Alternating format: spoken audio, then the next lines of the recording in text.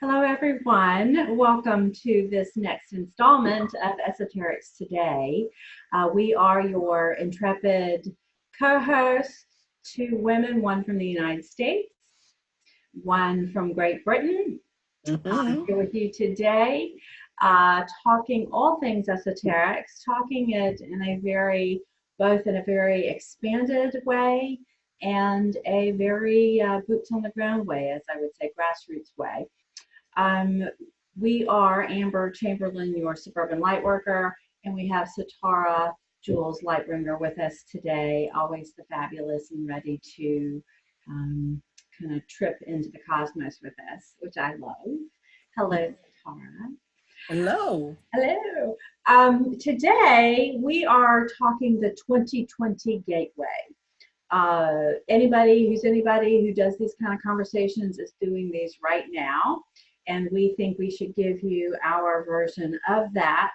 That is to say, we're going to talk about, in the first half of the show, what is going on from a galactic standpoint, from a Gaia standpoint, from the framework of what is to be 2020 for all humans, the planet herself, certainly the galactic framework around all that. So that's what we're going to get done in the first half. And we're really going to have Satara here being our guide to these components in particular. And then we will turn our attention in the second half of the show to, well, what does this mean for me? What does that mean I can be thinking about tuning into, utilizing, harnessing from the storyline, because it's happening anyway, and there are ways to get engaged with it, ways to action it out that can make your year in particular really potent and meaningful. So we'll get to that in the second half. So turning to you, Madam Satara, let's begin to talk about just the straight up numeric of 2020 and break that out for those of us who are listening today. What's going on the 2020 story? Yeah, 2020 in numerology is a bit of a double whammy. Of course, we've got the twos mirroring each other, showing that we're going to turn up more mirrors in our lives to be able to help us adjust on our individual life paths. But of course, 2 and 2 also mean 4. So when we talk about 4, we talk about balance. We talk about groups of people reconnecting and coming back to each other in slightly different ways to be able to balance not over themselves, but also the group that they're a part of. So it brings an awful lot of harmony into situations where perhaps there hasn't been before. So it's a time to kind of resolve relationships around you, which are of course mirrors to yourself anyhow, but it just gives that different set of energies coming in to just bring that balance internally to us. So by bringing the balance, it makes us all a little bit more settled, a little bit more happier in our skin, and just generally nicer to ourselves and all around us, because we just feel more content within that balance. Whenever I think of a 4, I automatically start thinking about quadrants, the very nature of quad and 4. And I then kind of go out from the planet and through to the different sectors and quadrants around us, because even the solar system is split into quadrants. So I just find it interesting to kind of just watch what's going on around us at the moment. The last few days of obviously 2019 are upon us. We have a solar eclipse coming up on the 25th and 26th, which will be seen predominantly in Malaysia. Asia will be the ones that will be able to be viewing this quite well at this time. We're also just on the cusp of the solstice still. So with the solstice energies coming in, depending on whether we're northern or southern hemisphere, the longest or shortest amount of daylight for us. So that's always a bit of a trigger for people anyhow, which is designed to just let go of the final sort of energies the last shake up to say, you know, you've got one more chance to let go of what you're designed to this year. Please make the most of these next sort of 10 days. So those give us sort of the top notes of the 2020 architecture, sort of a good summation to get into. And there's a couple things I want to ask you a little more about. Could you talk a little bit more about the cosmos being divided into 4 quadrants? Could you speak a little deeper about that? Yeah, very much so. It goes back to when the universe was created, really. And it was created in sections. So we have like the first section, you know, we're talking all around like the Lyra and Vega were the first sort of places within the universe to have existence. And then it went from there to they then had their moons, their sun, and so on and so forth. So a certain set of architecture was put together to do that, followed closely by Andromeda. So all of like the M32 and the Messier planets that we know of, you know, from our human perspective anyhow. So it was basically like a blueprint. So when that blueprint was working quite nicely and all of the laws of how everything would be governed were fine-tuned, that was then put out to the next quadrant, and then the next quadrant, and then the next quadrant. And then we stopped because it was deemed that the universe, 4 quadrants was enough for it. But I find it interesting that it's 4. Yeah. Logically, it would be 3 for me, you see, because I just go back to the initial trinity and I think, yeah, with 3 energies making up everything, but for whatever reason, the architecture of the universe is 4. And then remind me what the story of 4 is. Just the baseline of 4 is balance. I mean, you're looking at balance. You're looking at the cube, which is the name for this planet. We are called the cube. Did you guys get that, everybody? I do want to, I wanted to return to this, and I didn't realize it was because I needed to, Satara, get to the teaching about the cube. The cube, yeah, totally. Which talks about the programming. If you think of a basic computer program structure, it's a cube. Absolutely. Yeah. So holographic reality, it has to be a cube. You know, this is why we suddenly go to quadrants as opposed to triangles, because of the way that information is stored. And Satara, could you talk about why, well, who refers to this planet as the cube? Pretty much everybody who doesn't live on this planet. See how I prompt her. I love it. If I didn't do this, Satara, we wouldn't be able to mine your vast knowledge base. I'm just smart enough to know how, and I get prompted to ask the right question. I feel like I'm, yeah.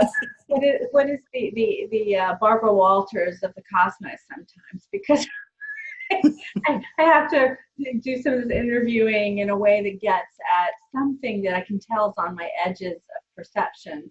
But you always hit it right on, and do beautiful teaching for me and for all of us that tune into the show. So the cube. Yeah, and it's logical when you think of like holographic realities and programs and everything, how it all runs. It can't be anything but that shape.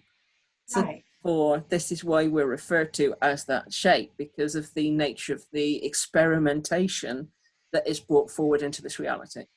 The way that it is built. And that's actually true of the organic matrix too. This is not, very much so. Yeah, so we're not just talking about what we in our community refer to as the artificial matrix that's been predominating on our planet for a very long time.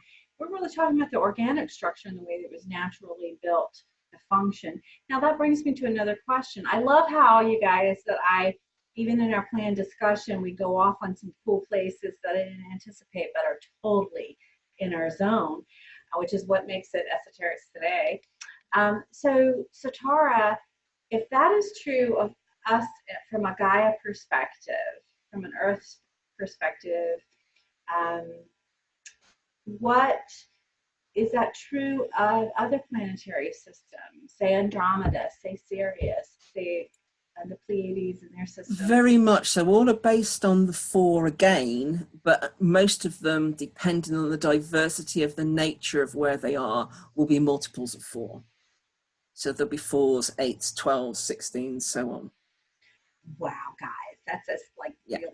So when you just think of sacred geometry, when you look at a mandala and the overlays within the overlays of the mandala, that's basically what that's talking about, and then making it, you know, Oh, it's so interesting. circular. And I've been prompted about 4 times in this conversation to mention the 4 directions of the Native American totem, of the Native American conceptualization, and of the medicine. Yeah. And the 4 quadrants, the 4 directions. So it's interesting in that you brought another piece up about the Holy Trinity, about the Trinity component. What would you say then, if you will do a little bit of comparative analysis to simplify this for our viewers and listeners? Satara, compare what is the function and nature of the Trinity compared to the function and nature of the 4 quadrants. The 4 quadrants. Function and nature of the Trinity, you're talking about energies. You've got, and if I use human terms, and what we will understand here is like a masculine energy, a feminine energy, and then the energy between the two, which is very much androgynous. So it's neither male or female, it's both within one. And it is the blending of the two creating that third point. A lot of religions have gone with this sort of thought process with like Father, Son, and Holy Spirit. The Holy Spirit actually being a blend, although that's very much a masculine sort of trinity. But if we go back further into time, I'll go to one of my favorite places in time, of course, which is Hypta, which you're then talking about Osiris, Isis, and Horus. Yeah. So Horus being the blending of the male and female as the child, being neither really male or female. And would I be correct if I refer to Aurora? Isn't she the, and all the way identify that as female, but isn't Aurora the twin flame of, is it Uriel? Yes. No. So again, you've got the masculine feminine blend. As the because isn't Aurora considered to be the child of the masculine and the feminine, the father and the mother? Yeah. The queen, the princess Aurora. For those of you who take it from, isn't it interesting how that Trinity can be expressed a million different narratives? Very much so, because it's like I've given the masculine with the Son and Holy Spirit. The feminine version of that is maiden, mother, and crone. Maiden, mother, and crone. Exactly the same theory. That would be the same theory. And would that be the same as sun, moon, and stars? Yes.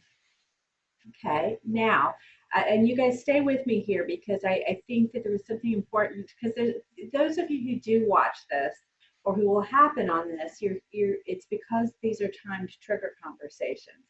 I have no illusions that that's anything other than what Satara, 2 middle-aged ladies from 2 different countries and cultures, are really doing here in these conversations. We're just forwarding the ball, so to speak. We're on the football field, we're in the ball game, and we're just playing it out in ways that then light your motherboard up, so to speak, in some places that have been dormant. Would you agree?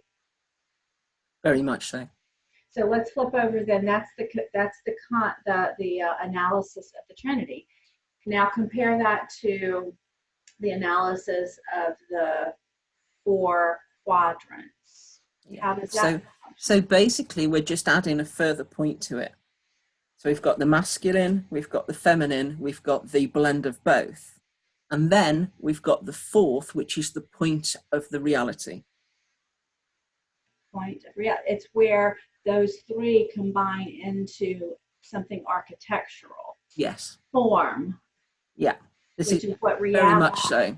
So it goes from just energy that can be formless to then move into something that has a physical form on some level, because of course we're talking about all the dimensions within this. structures, then really comes because it takes, and my computer is talking to me. When we go here and the energies start really heating up in terms of the teaching, our computers start just walking on and starting to talk here at me. It's just because we're interfering. Satar and I are bringing structures to the conversation that are interfering with the 4 quadrant structures that are at play in our very rudimentary technology tool. So we're going to kind of interfere with that. But so that 4th point is, and this is really helpful for people who understand geometrics, sacred geometry. I do this every time I feel quantum mechanics, quantum physics, and then the mechanics of them. We're really talking about quantum mechanics when we talk about reality and we talk about form and how that's built. But I'm hoping that you guys are loving this understanding of the Holy Trinity, as we call it, or the Trinity perspective, the sacred triangle, okay, and then the sacred cube, and how they, and so Satara, when I see the visual image, which actually acted as a timed trigger for me a number of years ago, and it's part of my Suburban Lightworker logo right now, has been for years, which is a cube with a triangle inside it. That would be an accurate container for the discussion that we just had. Very much so. Okay, because we have people who come to this who, it's interesting, I like what we can do with this, Satar. We can talk in these terms from so many angles that very much so conversation, because some of us come in through the crystal life, okay?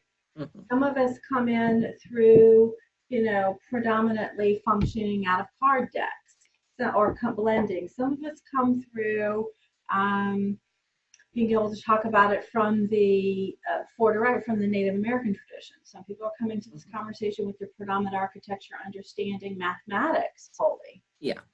Matrices, and I just love that you can go. It crosses over. I just One thing I would add with the cube, which triggered an awful lot of people when documentation were released a few years ago, was if we think of the Tesla cube. It was big news when the Tesla cube schematics basically were released. And everybody's like, wow, look at that. That is just absolutely incredible, because that was the source of all the energy that would have been needed to power the whole of the planet. That's actually what happened to me. That's exactly what happened to me. Now that you say that, because this would have been about after 2012, this would have been the 2014 to 2016 period, I think. Was it?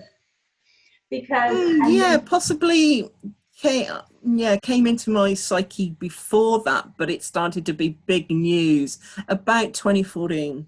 Right? Because I then blended it, and I don't want anybody on this, everybody gets a little flipped out when we say this, but for me, it got pushed into a awakened knowledge base of the Metatron's cube, which sends people into apoplexy, it seems, and some communities into apoplexy. Could you speak about your understanding about what is Metatron's cube, and then where the frustration or the confusion or the rejection comes in around the Metatronian energy story? Clear this up for me. It helps me. Yeah, it kind of knee-jerked me the other way. So I'm the other side of the coin. Right. Yeah, Metatronic stuff. I think what the problem with it is the Metatronic stuff goes back to the end days of Atlantis.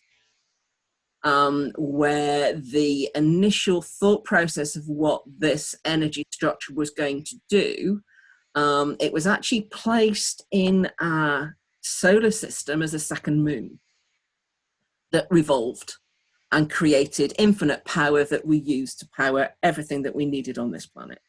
The additional energy sources that was needed to boost crystalline growth were like the crystalline grids here.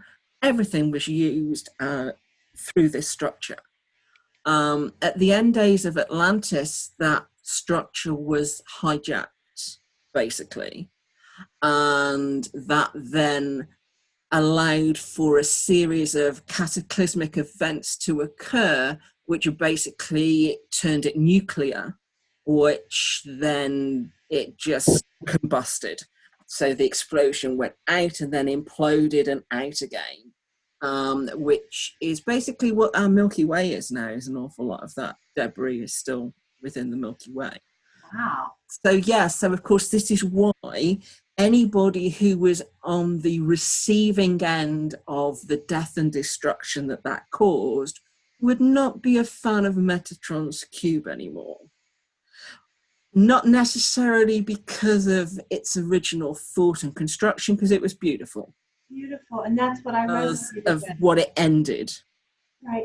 And it's interesting because there's still, right, and what you all know who come to this show, because you're quite mature, quite evolved, you have a pipeline already built, you've had a lifetime already built this lifetime that has made you quite advanced. And so you're coming to this conversation usually quite advanced. We're just spreading out your awareness, spreading out your knowledge base, turning on a few things that you're ready to have pop back on. And I remember, because I liked to say in the early days of my greater awakening that came, the bigger component that I call going galactic Satara, I would say I was called away by Metatron. Yeah. And boy, would that create, and I had no idea that the frisson it would create, maybe in a couple of groups. I thought, wow, what has happened here? Why? And you really, because the original architecture and the original story is so beautiful, and it makes it's so mathematically complete for me, and it's so bedrock. But I didn't realize that that was the specific architecture that was hijacked in the story. Very much so. So of course, there's been a lot of, recriminations with, that shouldn't have been allowed to happen, blah, blah, blah. But of course, everything is ultimately perfect. That had to happen for a myriad of reasons to be able to allow whatever lessons that needed to bring forward to be able to be played out. Well, and you make another good point. For those of you who are here, we understand that so many of us souls this time came from, many of us are here from the Atlantis story as we are taking this next turn and holding the architecture here in order to move it. We came to do this. And so a lot of us are going to remember that. We're also going to remember the cataclysmic experiences of our Lemurian design that also had a similar circumstance. And many of us are here from that perspective too. Many of us are carrying all of that.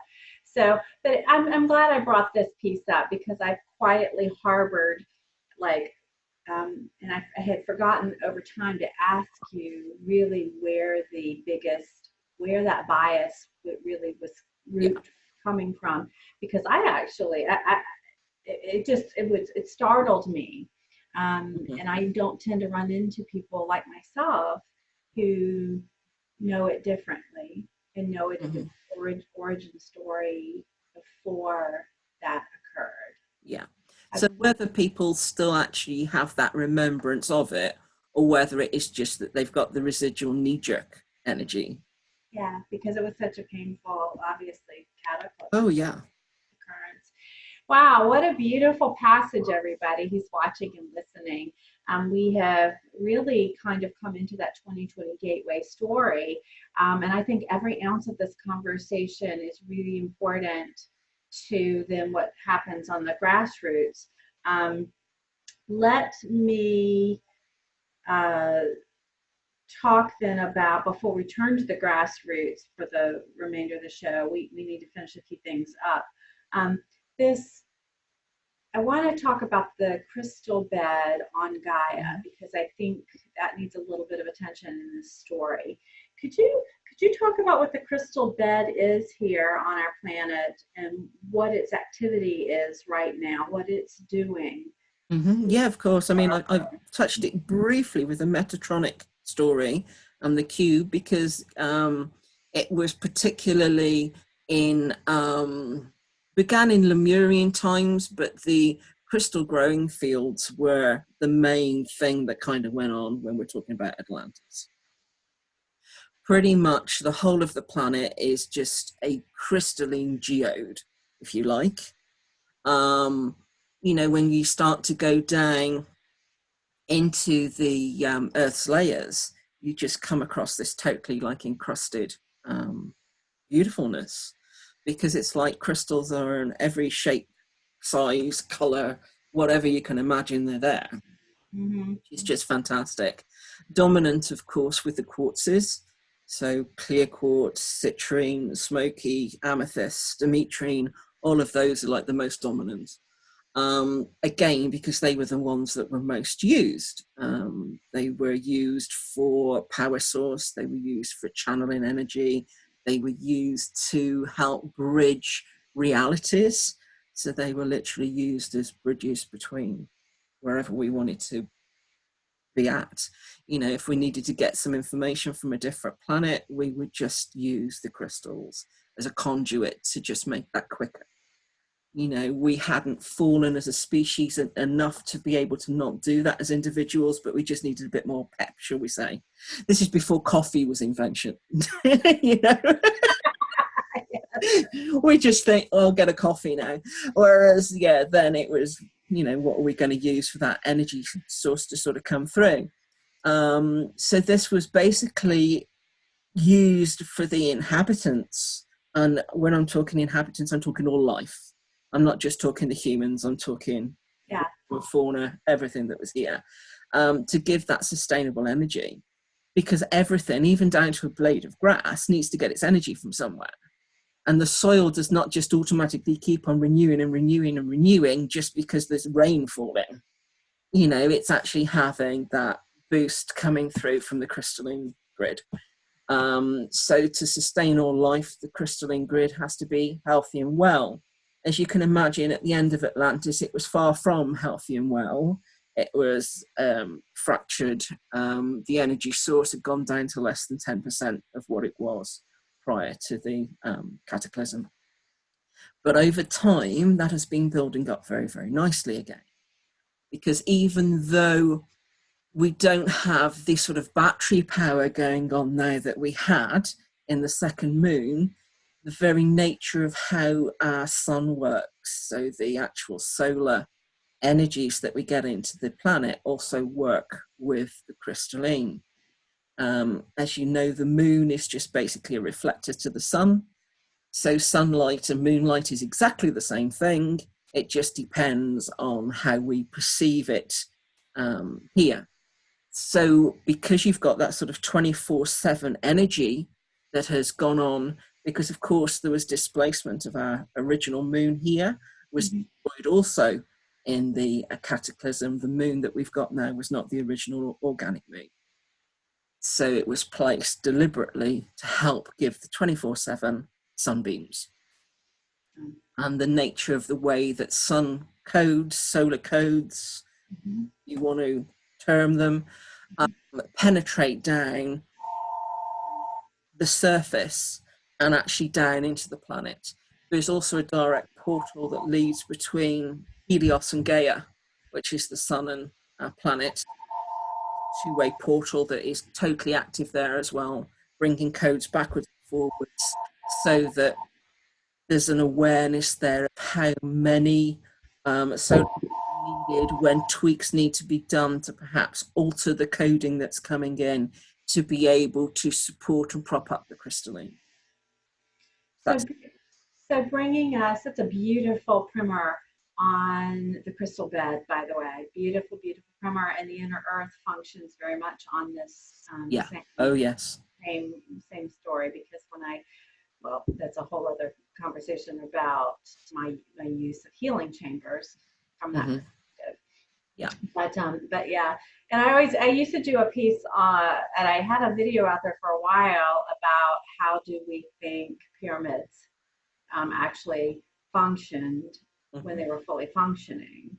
And it was very much creating fire, so to speak, which is our power, not flames, not the fire that we know today, but the energetic powerhouse, so like power stations, Yeah, that basically. lit up everything, that created, these very advanced tools, very, very advanced capabilities these pyramids are. Well, again, it's working on the whole silica effect.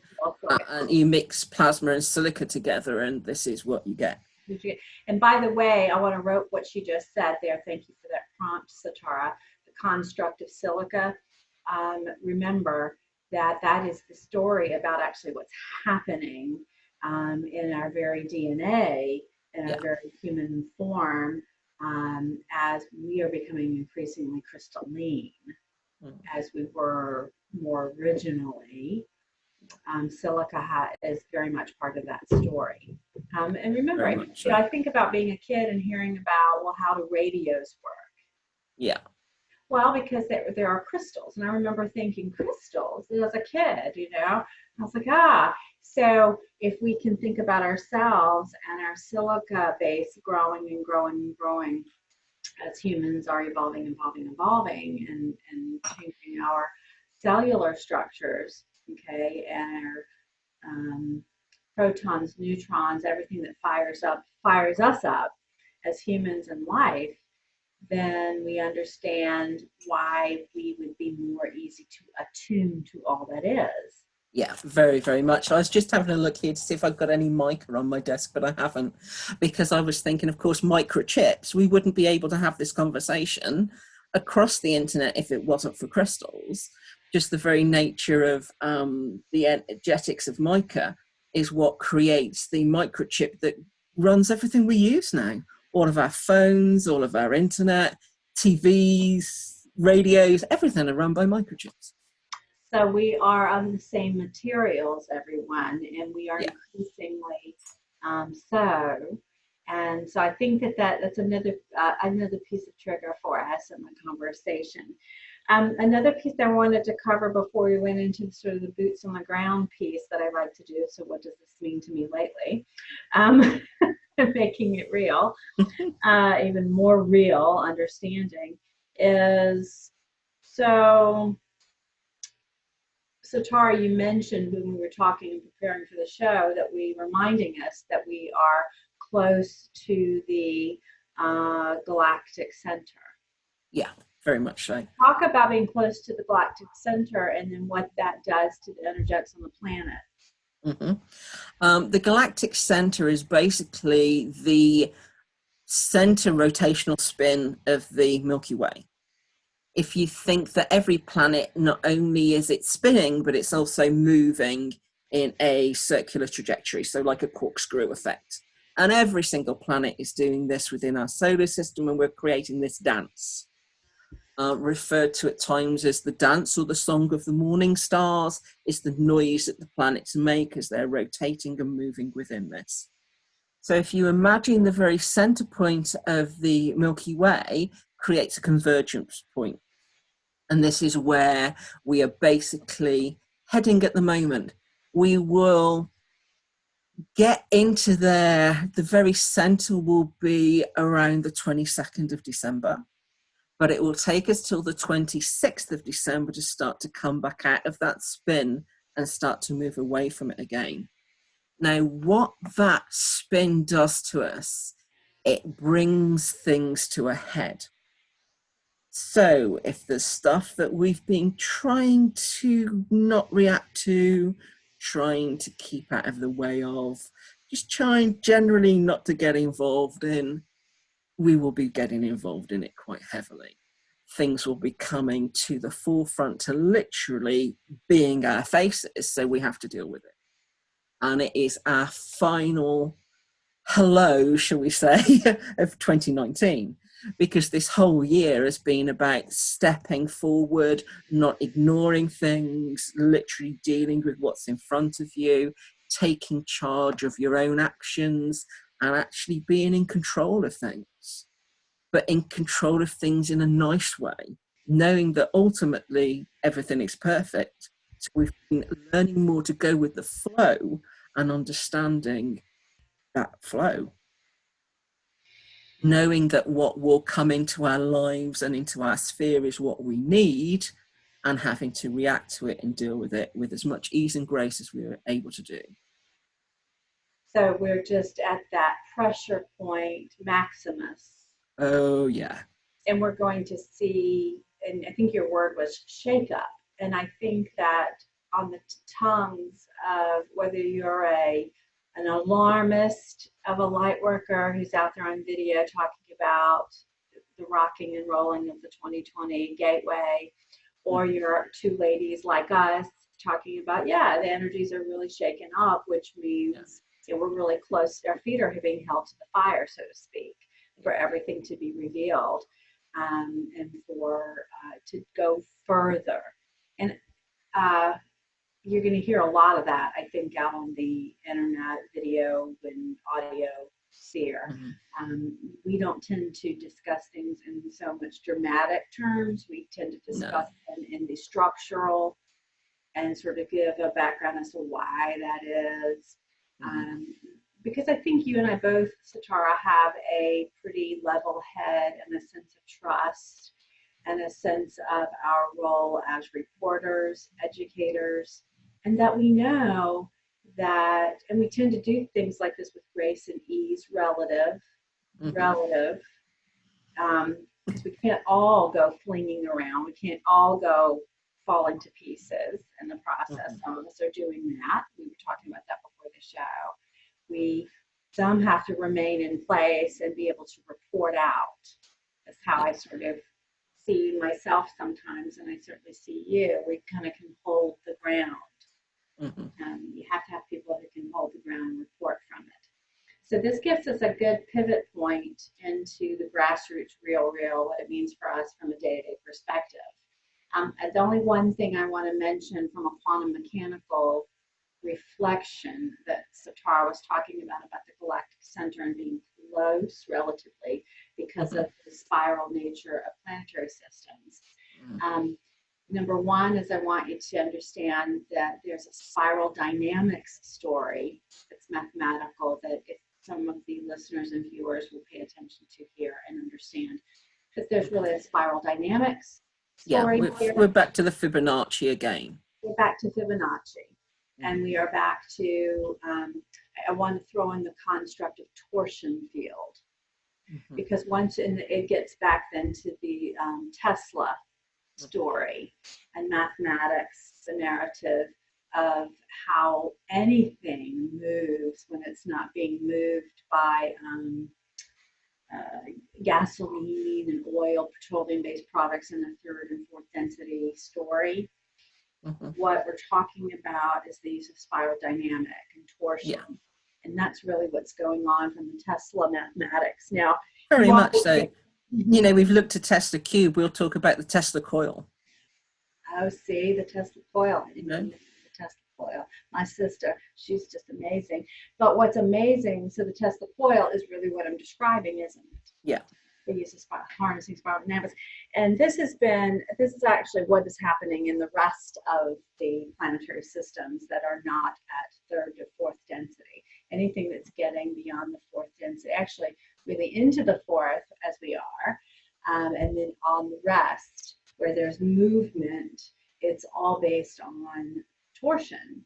And thoughts have torque, feelings have torque, bringing it around to managing thoughts, managing feelings. And when there's torque, there's movement.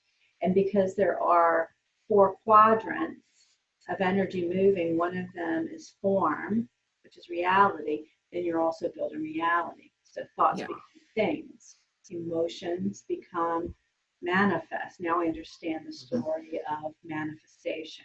Yeah, and the architecture, and the architect.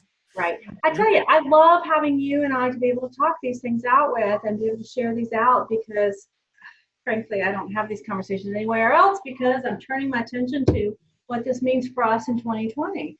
Satara, nor I, nor you are sitting on a mountaintop just having these glorious conversations of self-understanding and esoteric understanding and, you know, eating lotus blossoms and, you know, as I say, I don't know, there's some other things I'd say that I think I won't. But yeah, we're actually here in the real. We're here in the reality with the capital R, doing the reality of the little r's.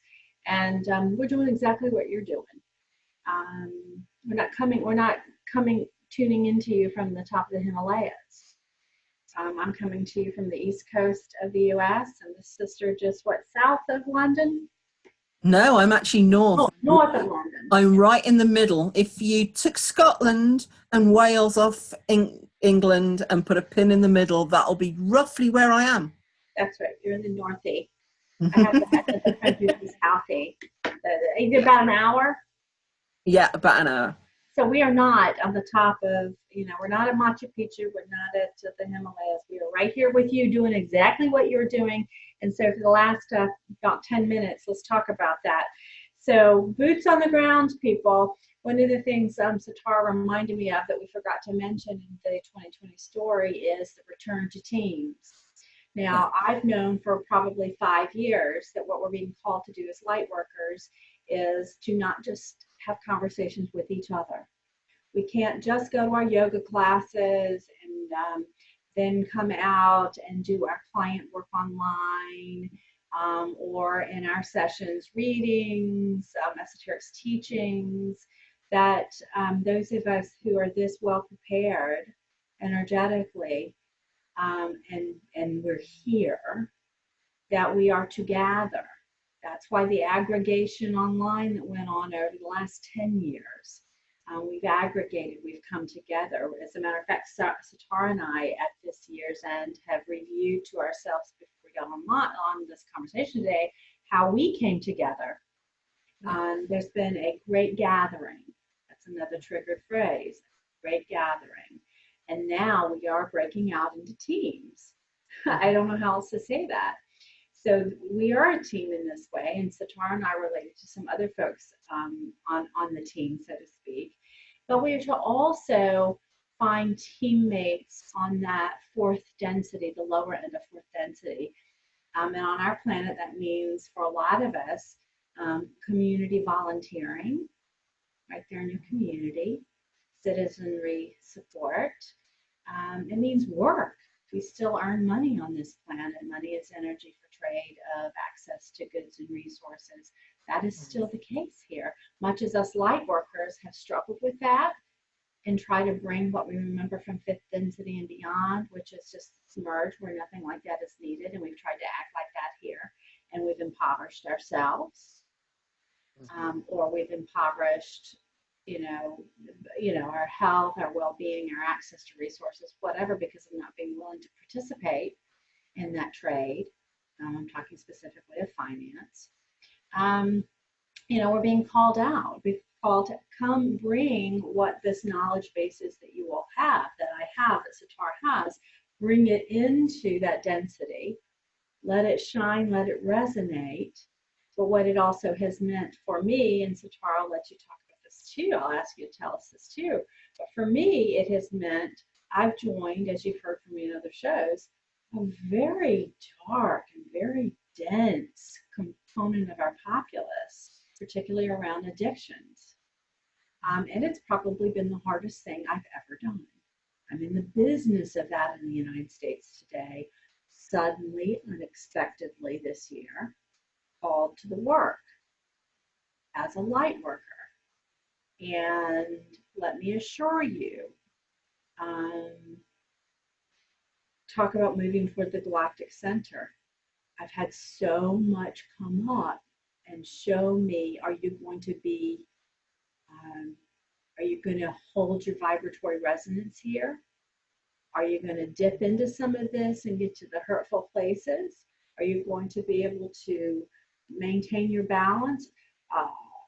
Everything that is possible for going into dying third dimensional structures, and they are dying quickly, and they are loud and noisy and in pain. I've been front and center, sometimes with a popcorn box, most often with my hands completely dirty, feeling the pain, transmuting the pain, being in pain myself, everything that you could possibly imagine is about happened to me by being willing to join in the way that I'm asking, that I think we're being asked, that I think this move towards the galactic center this year. Everything that I've been afraid of, so many things that I have had been afraid of in myself has been put in front of me. The mirror you were talking about, having to do with, can I be seen? Will I be accepted? Will what I have to offer actually be meaningful to this?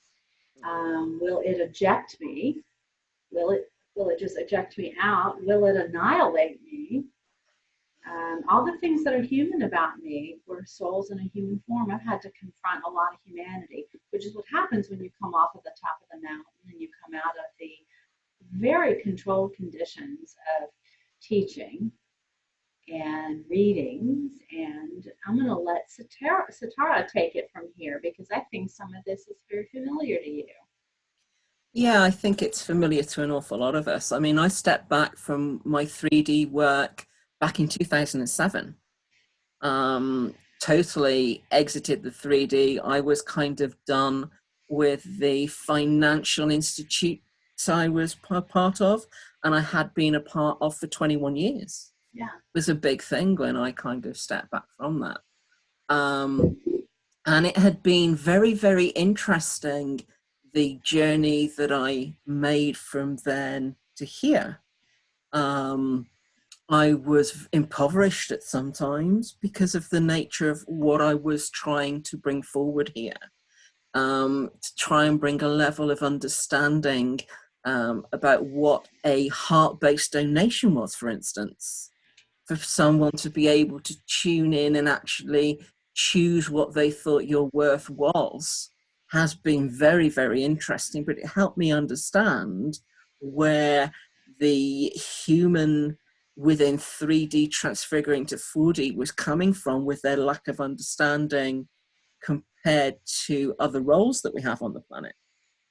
You know, I think every single light worker in the world would have had someone say to them, what, you charge for doing your work, do you? As if you've just, like, you know, you can exist on fresh air because you don't need a roof over your head, and you don't get bills because of your gifts. So it has been a very interesting sort of time, and every last one of us will have gone through that at some kind of point. And I've kind of spun out the other way this year, albeit quite recently, only sort of in the past month, if I then stepped into another 3D job. Which, yeah, it's probably more 4D really on the grand scheme of what I'm kind of doing. Yeah, so I've gone back into management, and I've gone to a totally different genre, and I'm working for a gaming company. So yeah, so that's really interesting, but I'm enjoying it because I'm enjoying the sort of programming aspect of it. So I'm understanding why I've been called to it, because I'm seeing the mechanics of it rather than anything else. And this is all about me going back to basics again and looking at the mechanics of programming to be able to go from a different angle to the programming I'm aware that we have here as a holographic reality. Back in the 80s, I did programming. I actually studied programming. That was the days before the internet existed, and it was all MS-DOS. So yeah, so to then sort of come full spin now to actually be looking like the HTML sort of stuff that goes on now is a totally different ball game to what I'm used to. It's totally taking me out of my comfort zone, but it's perfect because I needed to be taken out of my comfort zone, and I need to look at how this world is evolving so I can see it mirroring what it's done before now in a different way than I could appreciate before I was in this. I think the other thing, Satara, and thank you for sharing that boots on the ground grassroots report in the way that I did too, because I think people who come to this conversation, if they get to this phase, are going to realize and understand why they're in the situations they're in, you know, in their form, why they're in the work they're in, why they're in the service style they're in, because one of the things that you didn't say and that I didn't make crystal clear is, see, crystal clear, that when you know what you know, for you all watching this show and listening, you must understand that you are called out into these spaces, not just for your own learning and edification, which is absolutely incredibly important, as Satara was describing, but it's also to serve in still some pretty dense places. Now, true that Satara is referring to probably a fourth density structure that she's participating in, but you have people who are still transiting their fourth density, and their pain, their suffering, all of this comes to work with them. And what we're doing, remember our role as emanators, emanating. We are participating with that crystal bed on the planet, with the crystal, with the organic grid, as we are finishing out with the artificial grid. We're here to transmute all of that. Yes, you can sit on the mountaintop. You can go after your yoga class into your home, into your space, and do your sessions online or with your clients or whatever you're doing. But the truth is, your ability to emanate from your cellular structures, your energy body, which reaches at about 50 feet around you, it ain't there for nothing. And it's not there just for one session and one yoga class or one this or one that. It is there as a change agent. That's your level of service on this planet. That is your service to others, soul work. So before you get down in the dumps, which, trust me, speaking from, I was probably down in the dumps 5 times last week. Before you stay there, remember what your role is. Have faith in your role, faith in your service, faith in your soul mission. Yes, do you still have karmic patterning components that came with you this lifetime to get worked out, its kinks worked out, so you have soul advancement, as we like to call it, in this earth school? Yes, absolutely.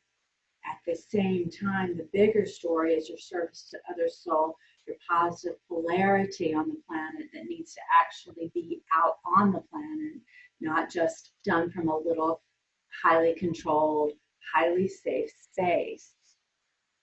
So I'm prone to call us out that way, to say, let's do this. Let's know what we're doing when we're doing it.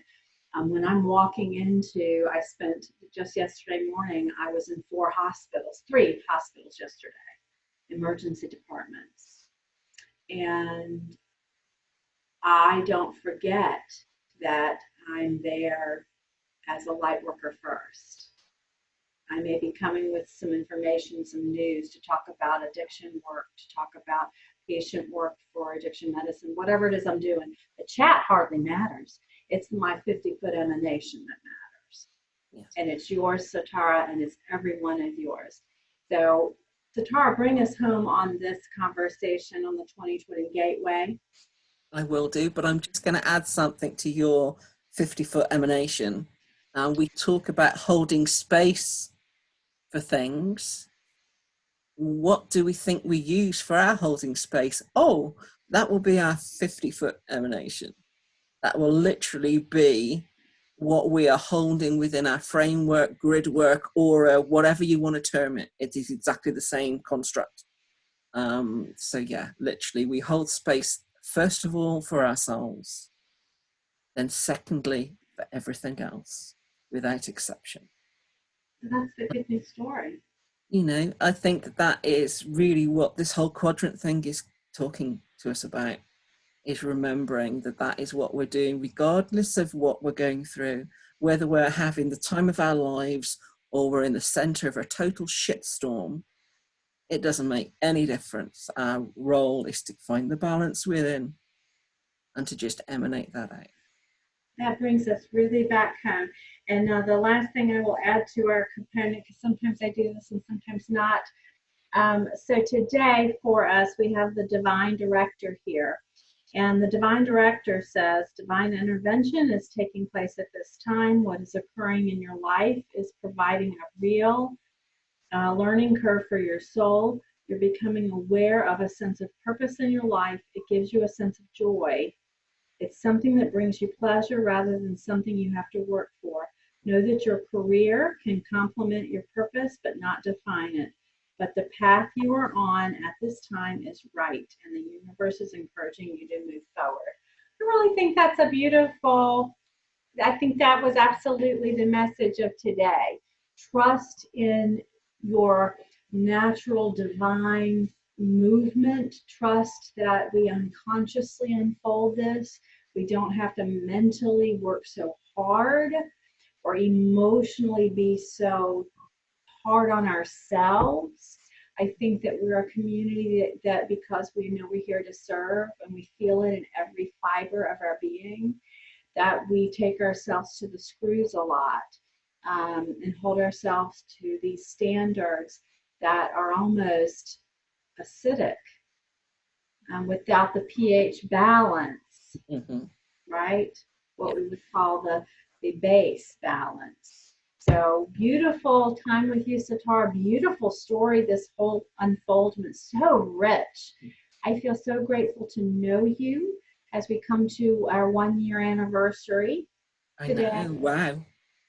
Yeah, and 1-year anniversary on this show. I've known you a little longer than that, but I feel so gratified that I have found someone with whom I can have these kinds of conversations that I can share with you all, the listener and the viewer. You are just a silver and gold. Like, when I think of you, Satara, I see you really as like platinum, silver, and gold. I can see your energy body that way. That's how I actually see you most of all. I get to see your form like this, but when I perceive you, that's how I see and feel you. And it's such a pleasure to have you in my life and to be able to do this conversation. Yeah, I agree. I reciprocate totally. I really look forward to when we kind of get together, because we only tend to get together because of life, for about 5-10 minutes before we actually hit the record button and do this, and then we perhaps spend 5 minutes going, that's been great, thank you very much, to each other before we zap off and deal with more life. So it's really nice when you can connect with someone on such a level that that's all that we need to do. That's what we're here. And by the way, guys, that's it. This is all. Satara is really speaking truth here to power in our situation. We literally only do this together, but have such great kinship in the process of it. And I think that comes through. Somebody made a comment about that, I think, on one of our pages, I think on yours, that just the ease with which and the peace with which the content is delivered was really meaningful to her. Which is beautiful, isn't it? It is beautiful. So I love you and I'm grateful for you today. I love you too. And we will come up with a random subject for the next time that we hook up together. And we will see everybody in the new year. Much love, everybody, from Esoterics today. I am the Suburban Lightworker. And Satara Jules, Lightbringer of Temple of Stars. So we will see you anon. Have a fantastic celebrations across the holidays and a happy new year for next year. Much love, everybody. Bye.